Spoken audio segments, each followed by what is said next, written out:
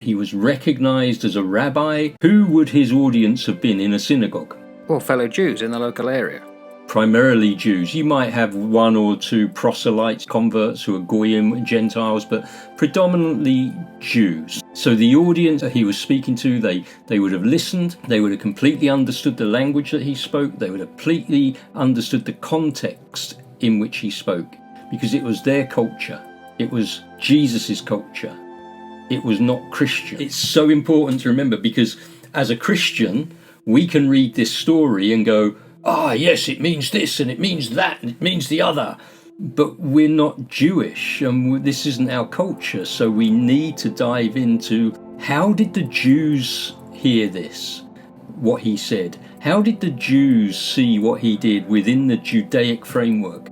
I just think that's really important. Well, there's two things you bring up that I'm glad you have brought up. The way you taught and his authority, because that's significant. Totally and significant. I know that, Steve, by listening to your sermons. Jesus knew the scripture. We don't get that with Mark, but you only have to read Matthew when he is the child in the temple. Did you not know I would be in my father's house? Yeah, anyway, absolutely. Matthew implies that he knew as a young child, which is very unusual. Even the scribes in the temple were amazed by how much he knew. So why were they astonished with his doctrine? In verse 22. In 22, and what does it mean that he taught them as one that authority and not as the scribes?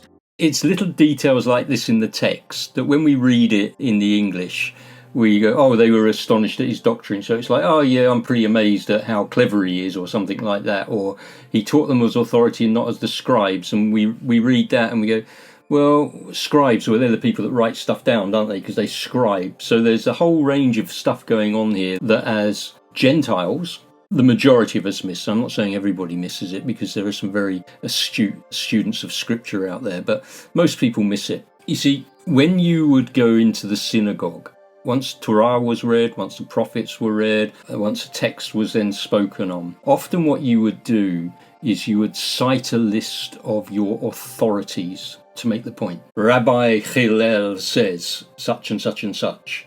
Rabbi Shammai says such and such and such, therefore such and such and such. So you cite the authority. Jesus could go, this is what it says, without necessarily citing the authorities. They're astonished at his doctrine, at the way that he's speaking, because he's talking like someone that has authority.